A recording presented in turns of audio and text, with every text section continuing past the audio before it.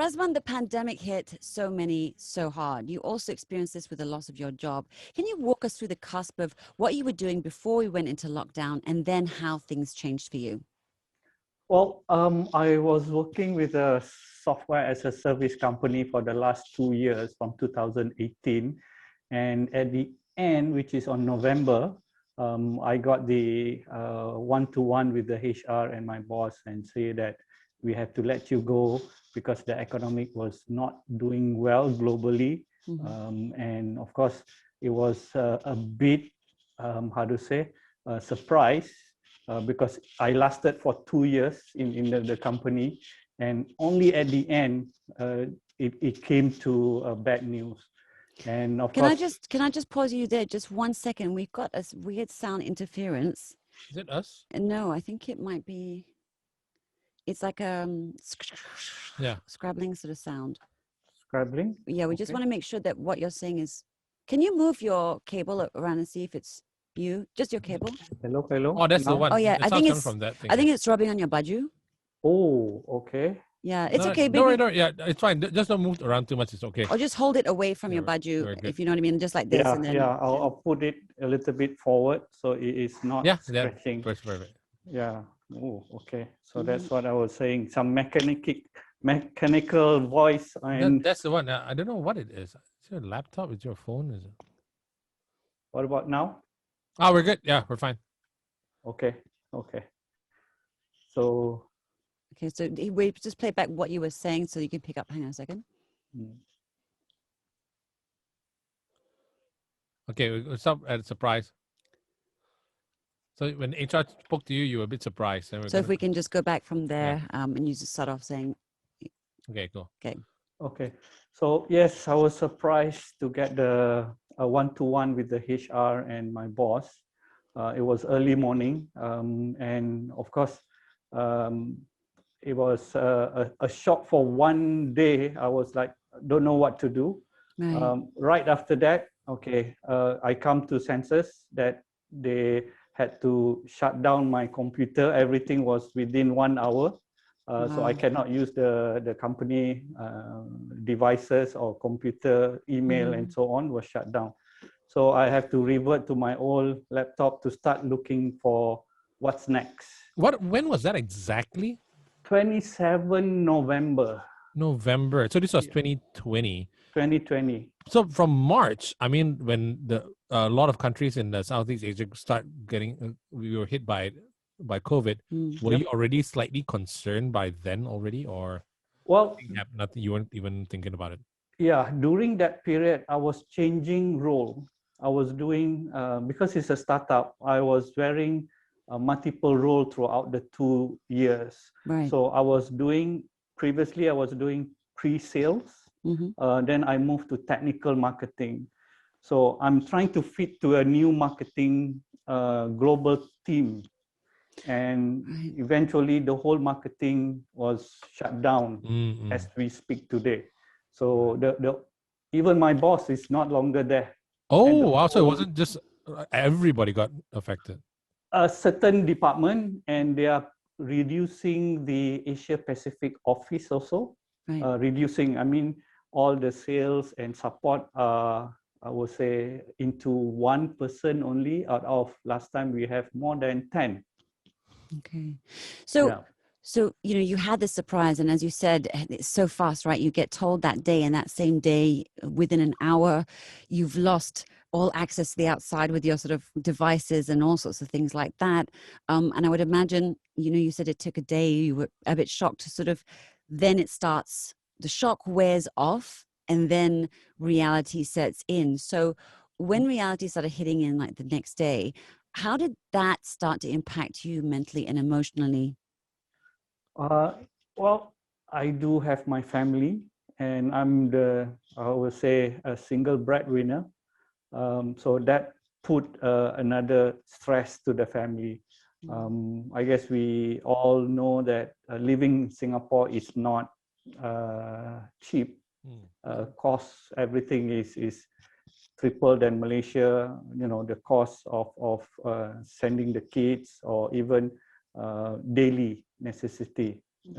So So I do have some, how to say, budget plan, which is what the plan become reality because I got the job in February.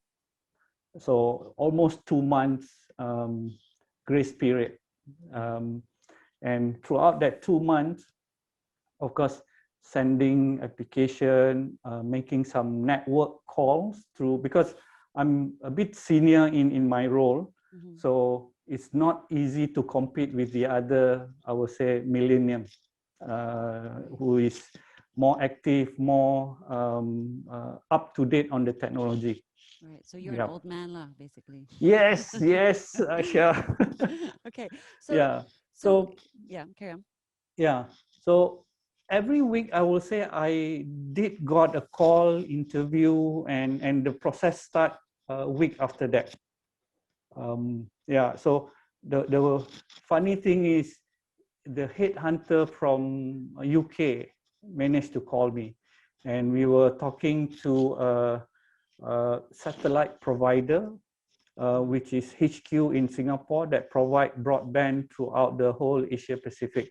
So that takes a lot of learning curve for me, because I would say satellite communication is a rocket science major. Right. Okay. Literally. So I had to study what is all the technology behind. And the interview went very well, from 3 rounds with the COO level to the technical person that I'll be replacing. And when we went to the technical, that's where I would say, because it's very complicated, and I'm from the mobile industry, so satellite and mobile, it's not the same industry at all. Right. Yeah, it's quite huge jump. So feedback from the technical person say I don't have enough technical knowledge on the satellite radio frequency, and yeah, it's a new technology anyway. Right. Okay. Yeah, yeah. Was that the first job that you got, or you were applying for a lot in the 2 months that you were? I was applying a few that I was focusing on. Most of them are in software and 5G, which is the mobile background that I have. So you were looking in the same sort of industry area as you were before. Correct. And then come to the second round with this new company. They are based in Hong Kong. They are in media and streaming broadcast industry. So I used to set up the digital terrestrial broadcast in Malaysia. So that 2-year background give me a little bit of insight on broadcasting, media industry. And we all know today, all live broadcast is now, how to say, postponed or canceled. Yeah. And everything needs to go to streaming, webinar, and that's where this new this company is focusing on to disrupt the current traditional publisher and broadcasting, to go more into IP internet based, which is more cost effective, and you can reach, I would say, globally in instant, rather than if your broadcast, usually your broadcast license is within the nation only, right? So let me ask you, sort of, in that 2 months, you were, how would you say on average, how many sort of applications were you doing a day looking for work? Oh, wow. A day, I will say around 5 to 7 that I apply. Right. And within, for example, the one that I just secure, it takes 7 rounds of interview. And for other jobs, did you actually end up going for some interviews as well? Like, how was that in terms of first, second interviews for those things? Yeah, the others, there was one only with the HR. Funny enough, is with Zoom technology, because they are doing the video also. Right. Yeah. So, but of course, they did mention they need a managerial skill to manage around 18 engineers and technical because it's a people manager role. Right. And my background is mostly the individual contributor. So that's another gap from my point of view. Okay. Managing people and individual contributor is a different scope. You need to handle people on daily, how to say, their career profile, career path. Whereas for me, I'm very much into focus on the new thing. So sometimes I work better alone to get faster results and to keep up with the new technology. Okay. It's, yeah. Because I was going to ask you, like, I know, you know, there was a time last year when I was like looking at what kind of jobs and roles there were out there. And I have to be honest and say 90% of the job specs that came along with stuff, I had no idea what they were talking about. Did you experience any of the same thing when you were obviously hunted by headhunters who were sort of working with you, but at the same time you were looking for jobs?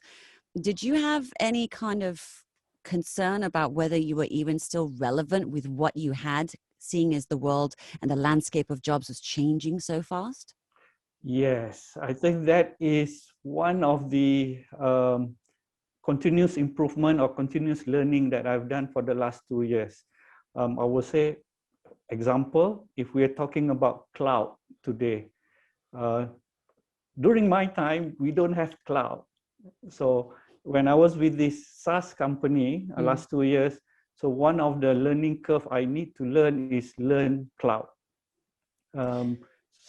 So that is the in thing now. Everybody is doing infrastructure on the cloud and doing software also as a service. You have a lot of new language, which during my time, our language is only C++. C++. Okay, you know about that. Yeah. Fortran and those are my background on Unix and how to say Linux, Solaris. So those are my language, but they are not using it at all today. So that's a big gap for me. So you learned all that, and then you're relevant for a long time. Then boom, everything's changed, and then you're like, what do I do now, right? Right. Yes. So along the way, kind of dealing with that, like how and where am I relevant now? You were also handling rejection, obviously. How did you handle the rejection? What kept you motivated and going? Well, on rejection wise, they always compare because in Singapore, I would say they look at paper based very, very much. If you have all the certification, then you qualify first in your screening. I think either they do some AI screening. If you don't have this certain certification, you're on the trash bin. Right, you can't even get in the door, sort of thing. Gosh, I'd fail over there then. So how did you manage it? Yeah, especially when you weren't even qualified to do. I mean, it's a completely different industry. Yeah, so that's why you look for a headhunter that is people that is doing the screening. Then I have more chance instead of if I see the application has 200, I'm sure there's an AI screening all these thousands of application. But if you look into role that having 10 or 20, you know, these are some human is looking into the CV versus. Oh, that's a very good tip, isn't it? So check the numbers and then go with the one that's being sifted by a human, not a sort of, what do you call it? Not a bot or software. Yeah. Wow. Interesting. So that's what I learned. And we all know there's a lot of bots that screening your CV because some big company application is in thousand. Google, Facebook, how they have improved their screening, how to say, criteria. I don't know if that's necessarily true because the recommendations I get for TV shows, for example, are all wrong. So anyway, moving on now though. So did you ever consider sort of in your, whilst you were in sort of the sort of, what line would you call your line before? IT? No. Yes, I would say more software IT. Okay. So in all that time being in that industry, did you ever consider going to a completely different industry? I mean, was that ever even on your radar? Yes, because when I was in the technical pre-sales, I went to marketing. And I was taking online marketing, learning all the social media, the video, the funnel, and the webinar connected. So I was, because of previous company, we went to marketing, and I need to catch up on my marketing knowledge, right, versus a technical knowledge. So I was going for the marketing ecosystem, put it this way. Yeah. So it sounds to me like actually you already were doing the sort of the right thing in terms of like you've always been upskilling and always sort of jumping first and then scrambling to learn what you needed to learn. What do you think it is that drives you to do that? Why is that important to keep on learning? Yeah. Personality-wise, I'm always looking forward for new technology. It's a habit that I have futuristic incline, things that, how to say, need a new solution. I think that's where my, how to say, technical satisfaction, I will say, to know new things, to see what's coming. Tech fetish. Sounds like you, JD. Yeah. Always sort of like, you know, Yeah. wanting to know more. Yeah. And Yeah. So, okay. for example, I will give 5G. I've been following them since 2016. So that is where I've catch up the buzzword 4 years or 5 years ago. Earlier. So earlier. Yeah. And today we see that a lot of company in Hong Kong, in Taiwan, US, even China, 5G is a reality now. So being ahead of the curve helped. Yeah. Okay, so I mean, you managed to secure yourself a new role and a new job pretty fast. Would you say that that's uncommon? Okay, how to say common and uncommon? Previously, in terms of COVID and, you know, like with what's going on with people. Yeah. My colleagues, they all secure, more, I would say 80% secure the job faster than me. Really? Oh, wow. Yes. Wow. How? What did they do? Because my next question would be, like, you know, if you found out someone had lost a job and they were looking for a new one, what advice and tips would you give them? Okay. The other thing is networking.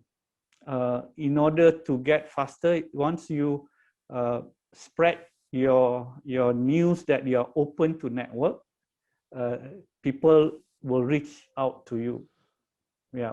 So a few of my friends did reach out to me and they refer me to a role. Sometimes it doesn't fit, but I'll say thank you. And with the social media today, the news is very fast that you are looking. Right. And that's help versus a couple of years ago, when you are looking, you have to send out email in order to get response. But today, with the current LinkedIn profile, the network goes beyond your country. So, for example, the current company, it was in Hong Kong, the HQ, and the MD reached out to me before applying the job. Wow. Yeah. So that is where network is very important in today job search. So even in COVID times, even in such tough job markets, jobs will still come looking for you in a way, if you know how to network? Yes. And I've been contributing in my knowledge into the social media background. I think Asha would know some of the article I bring out. It's very much ahead of new yes, it's article. like it's very like I'm always actually going. I have no idea what this means. Oh, you mean you're ahead of the curve in a way? Yeah. See. So that helps to put yourself in front rather than in a crowded discussion. Yeah. Right. So you differentiate yourself from everybody else. Yeah. Okay. Fantastic. Those are good tips, actually. Yeah, very good tips. I like that. I'm so glad that you got a job so fast. Mm-hmm. And are you happy there? Well, it's a new learning curve, Right. and another new learning curve. The good thing is this is media and streaming industry where it is a hot industry now. Yeah. Everybody is Right. moving into all this streaming video, audio, and we are here to disrupt it at global level. Bring the traditional content publisher or broadcast into the pure IP industry or ecosystem. Yeah, so it takes time, but everybody is moving into it now. We can see it. It's an accelerated phase in our period now. Yeah. I get the distinct impression that you are a dog that can be taught new tricks and that actually you actively use that as your strength card, right? That it's okay, whatever it is, throw it my way. I'll learn and figure out how to do what you need me to do, and I'll get it done. Would you say that's the case? Yep. Okay, learning new things is a skill every year, every month, every day. Right. So that's another good tip. Network, let the jobs come to you, and always be open to learning. I like that.